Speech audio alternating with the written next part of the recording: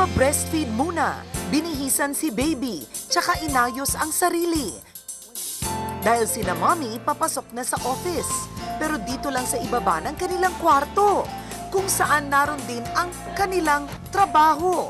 Sila ang mga young stay-at-home moms, na ngayon ay work-at-home moms na rin.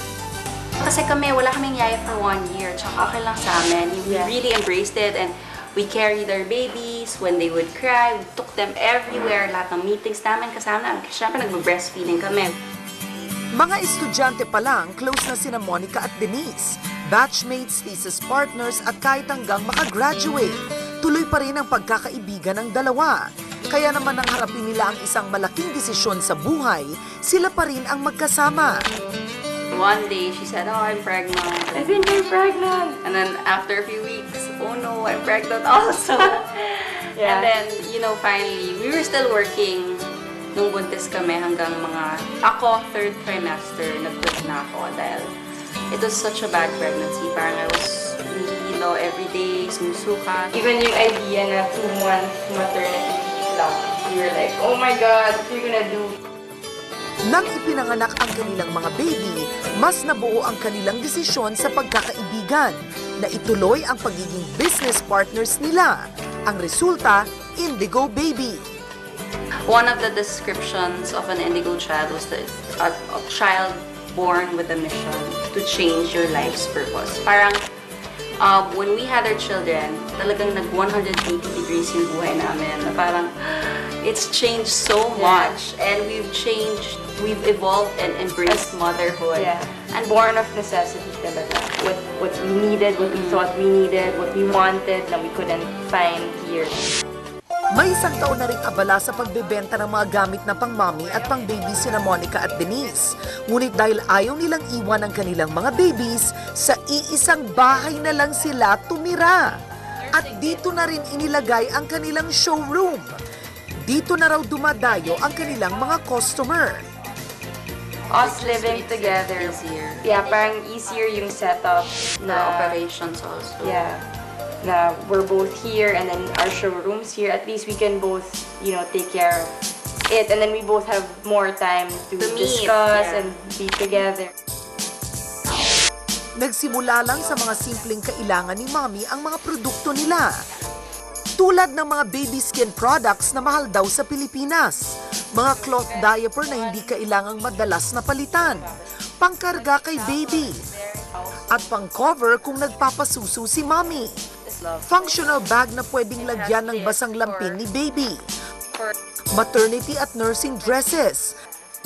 At dahil naging successful ang kanilang negosyo, pati sa labas ng bansa ay may mga orders na rin sila.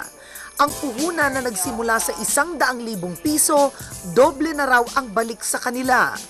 Ang mga working at home moms ay isang opsyon ng mga nanay upang makasama nila ang mga anak. At the same time ay kumikita pa sila. At gaya ni na Denise at Monica, malaking tulong na nasa loob ng bahay ang negosyo nila dahil mas nagkakaroon ng oras sa mga anak. Hindi na rin nila kailangang mag-commute araw-araw para pumasok. Menos gasto sa pamasahe at budget. May control din sila sa sarili nilang oras kumpara sa mga nagtatrabaho sa opisina. Nakakatipid sila ng gastusin sa pagbabayad ng yaya. Mababawasan ang di kinakailangang gasto sa pagla-lunch out at pagsha-shopping ng madalas. Pero higit sa lahat, mas may quality time sila sa kanilang mga anak. Habang abala sina Monica at Denise sa kanilang negosyo, abala din ang kanilang mga anak na makigulo. Bahagi na raw ito ng pinili nilang buhay na kasama ang kanilang baby sa trabaho. It really is our advocacy as first-time young moms to, you know, attachment parenting. It's like be there for your baby.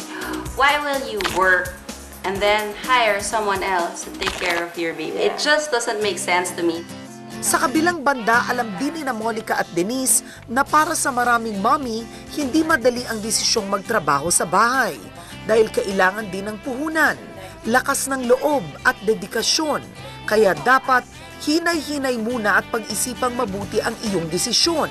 Ito ang kanilang payo. We do it sideline muna, bazaars lang on weekends or something. Yeah, hobby, you know, start and a website about it or sell on the side, sell to your office mates. But then eventually later on, diba, kung mag-click siya, you'll eventually be where we are. Pag negosyo ang pinag-usapan, wala daw kapatid, kamag-anak o kaibigan. Pero para kina Monica at Denise, click ang kanilang friendship dahil sa kanilang business partnership. We have the same wavelength, the same goals for, life goals. So, we're really going to one direction. One direction, yeah.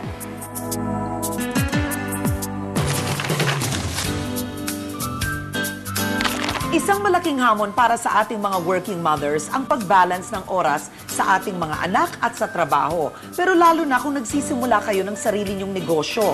Alam naman natin sa negosyo, tayo ang may responsibilidad sa lahat ng bagay.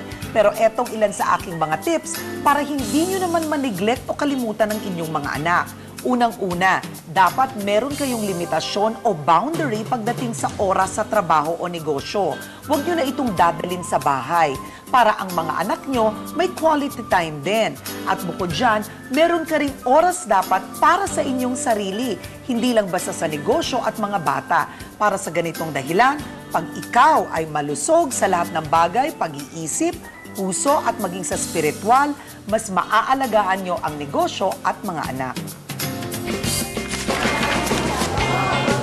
Naging saksi tayo sa katuparan ng isa sa kanyang mga pangarap. This young lady's name is Charisse. She's 16 years old, and she's from the Philippines.